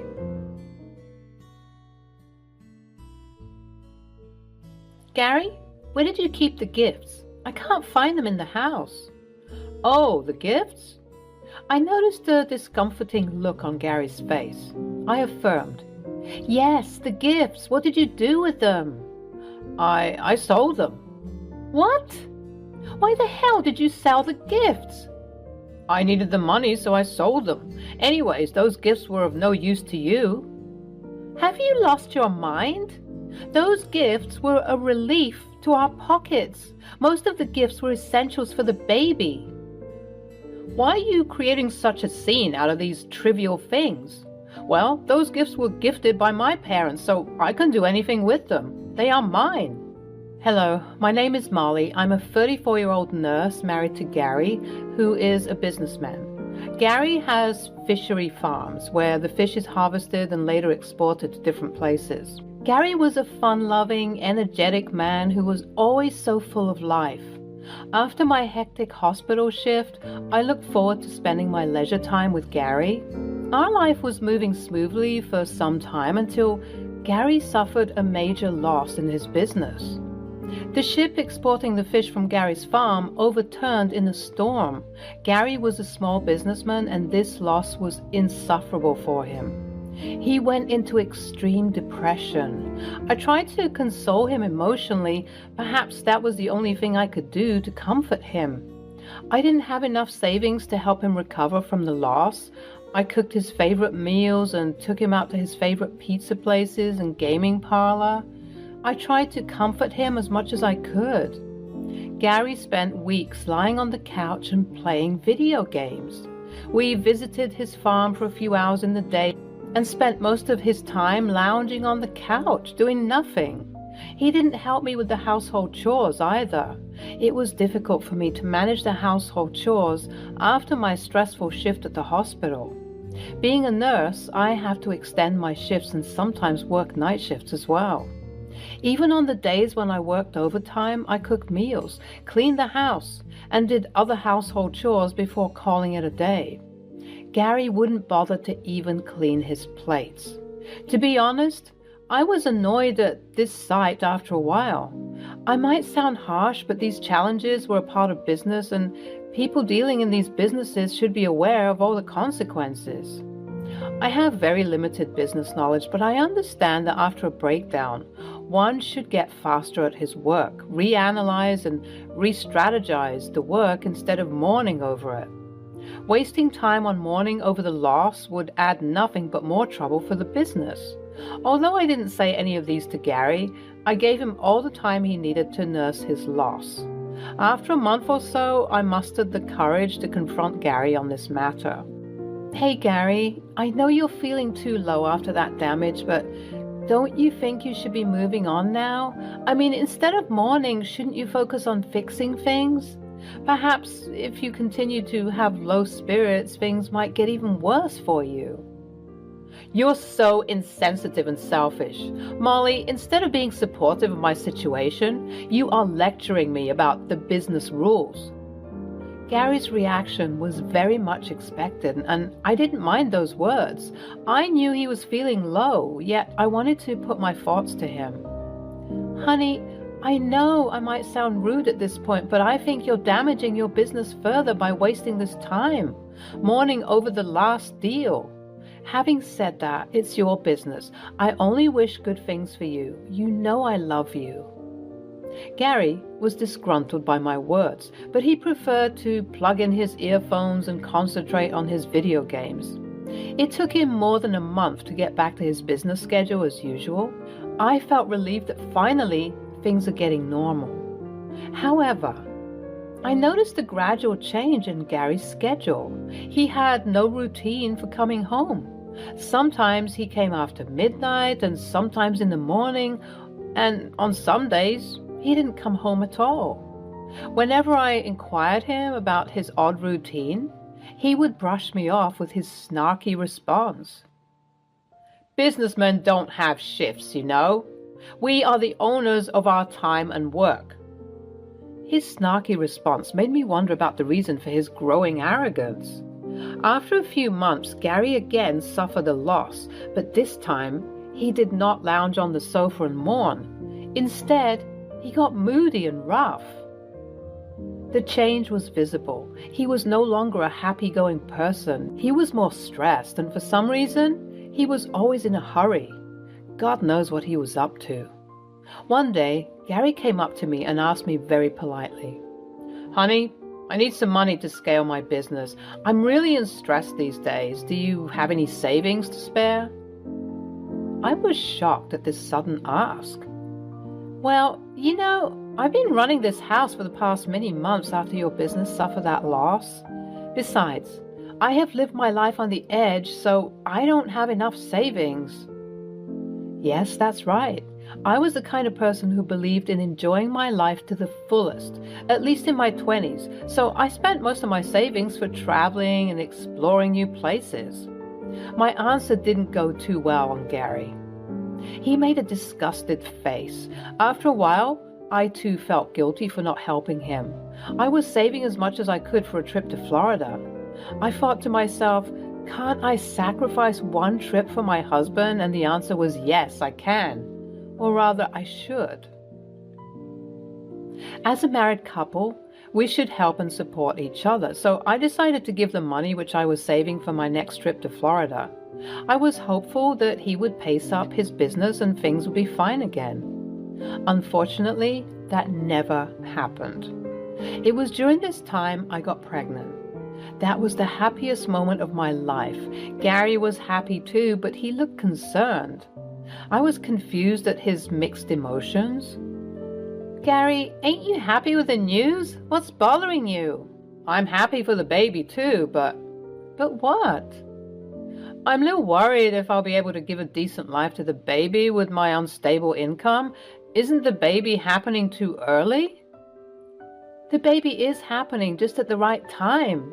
I want the baby and I'll keep it. Gary was annoyed at my response. He wasn't ready to take up the responsibilities of the baby. I brushed it off with the thought that Gary was just too overwhelmed. Men usually feel overwhelmed by the news of the first pregnancy, and especially if it is not planned, because the baby adds to the responsibility. Honestly, I was also concerned about Gary's unstable income.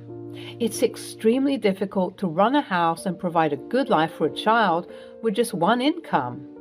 We cannot just depend on my income alone, but I was also sure that once Gary becomes a father, he would understand his responsibilities and everything would be fine. I thought Gary would get serious with his work now, but instead, Gary was becoming reckless day by day.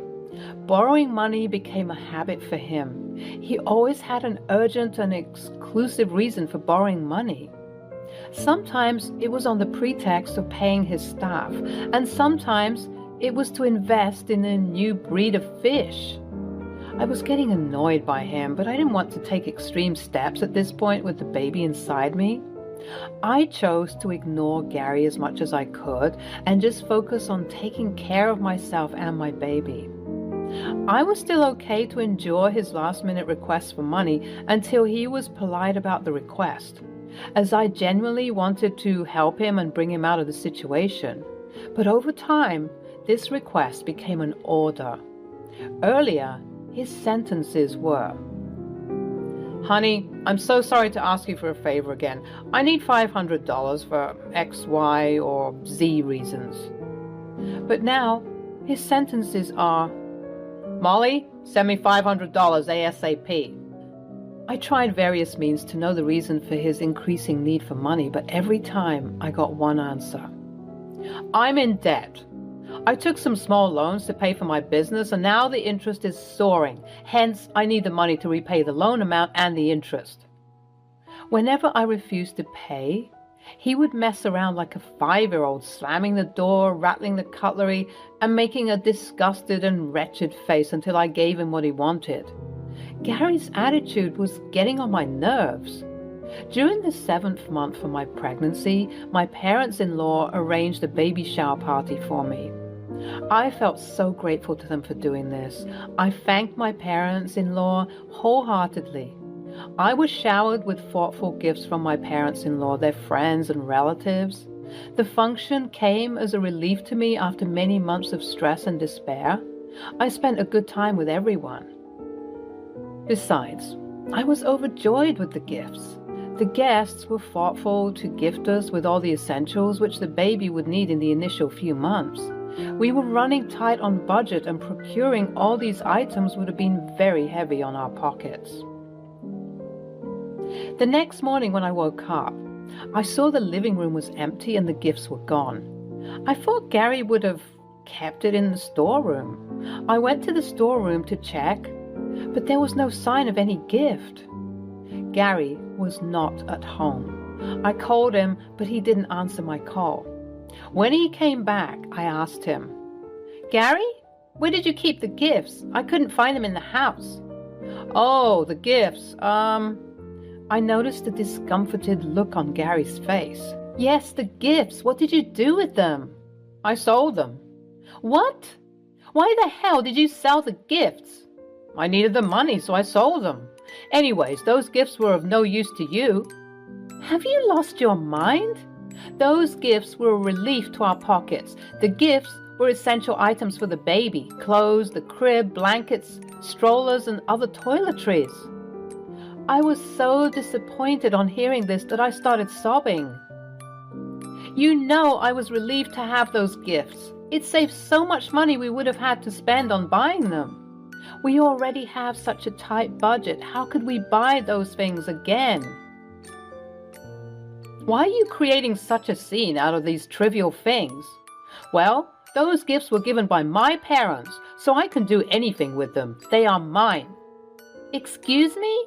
Those gifts were for the baby. It was not for you to sell it for and fill up your pockets." Fine.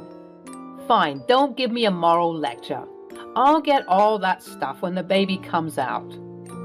"How will you get that? Do you have the money?" Gary lowered his gaze, and I knew at once that he didn't have the money. I rolled my eyes and said, "Give me the money you got after selling the gifts." I don't have that." I asked him with a strict voice. "What did you do with the money?" "I used the money in my business." "What the hell, Gary?" He immediately snapped at me. "Oh, please, don't start your preachings again. I'm done with you. You're a sad woman who needs an opportunity to cry over every minor inconvenience." I was infuriated at his words.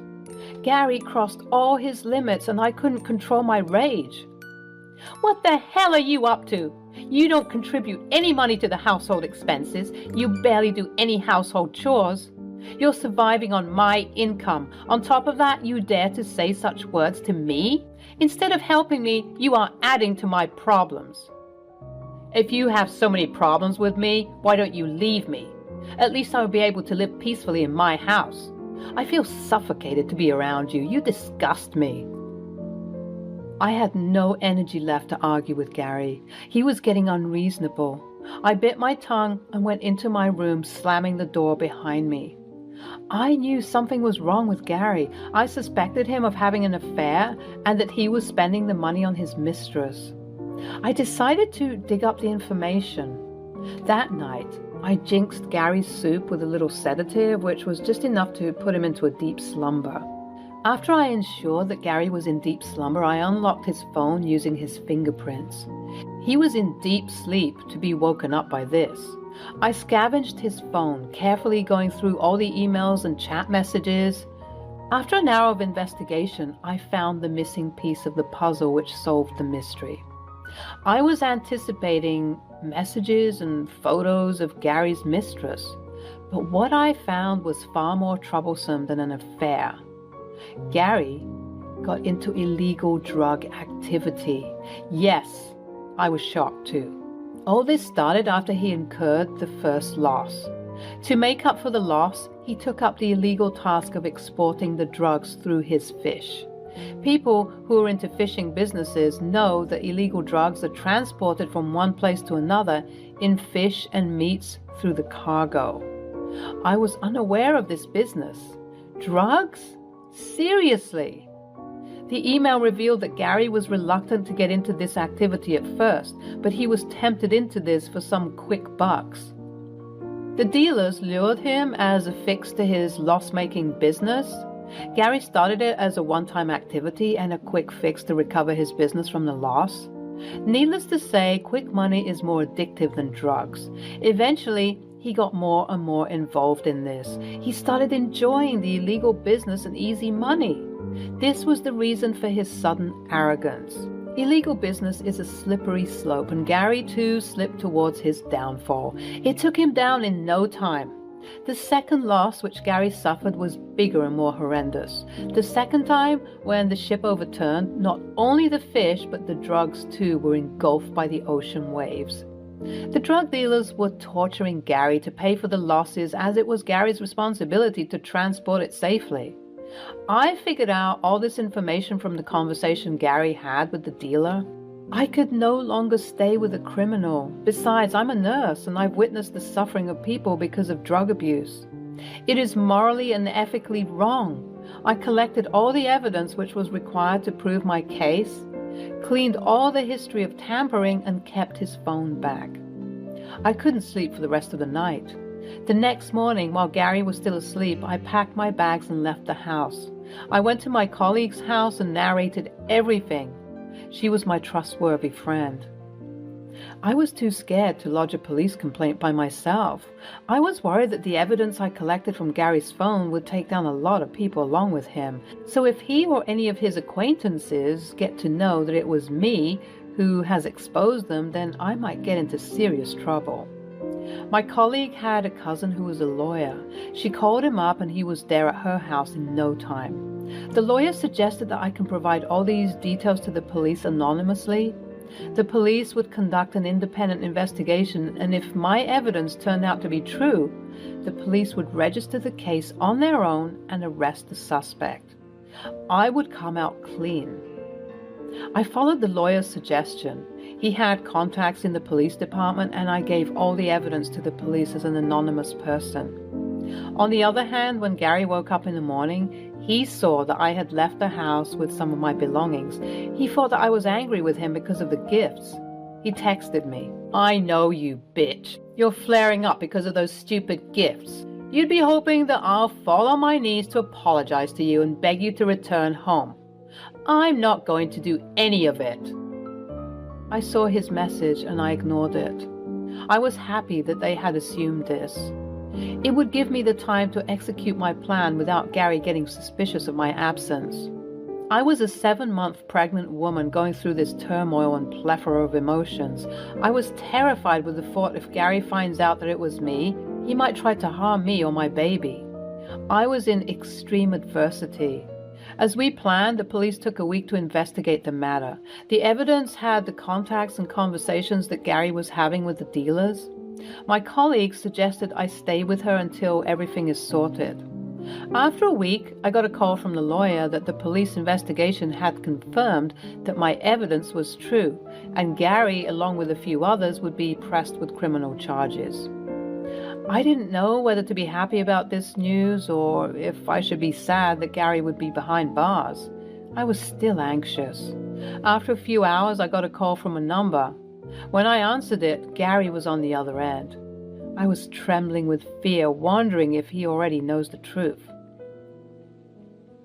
Gary spoke to me in a fearful tone. "Babe, I need your help. The police have arrested me.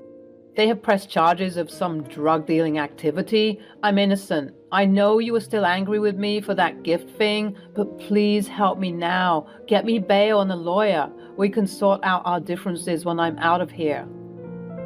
I sighed with relief that he didn't know the truth. "Gary, I don't want to be associated with any criminal. Forget about the bail. I'm going to break all ties with you. I'm filing for divorce." I hung up the phone without giving him the chance to speak. This was my plan. The lawyer had suggested that once Gary is arrested, I can file for divorce on the grounds of disassociation from a criminal. Neither Gary nor any of his acquaintances would suspect my move, and I could be safe. The news of Gary's arrest reached his parents. After I denied the help, Gary called up his parents and they too refused to help him, stating that it would damage their reputation if they support a criminal. This made my plan easier. I filed for the divorce and it was settled smoothly. A year has passed since that incident. I gave birth to a gorgeous baby girl. When I look back to those times, I pat myself for following my instinct and sleuthing on Gary. Had I not done that, Gary would have still sucked all my money like a parasite, or God knows, he might have harmed me or my baby. Criminals have no morals. The fact that it was me who has given all the evidence to the police remained a secret between me, my colleague, and the lawyer. I'm living with my parents for the time being, until the baby grows up. Gary's parents are helping me with the child support until he's out, which I doubt to be any time soon. Quick money could be an easy way out, but more often than not, it leads to a slippery slope of adversity and crime.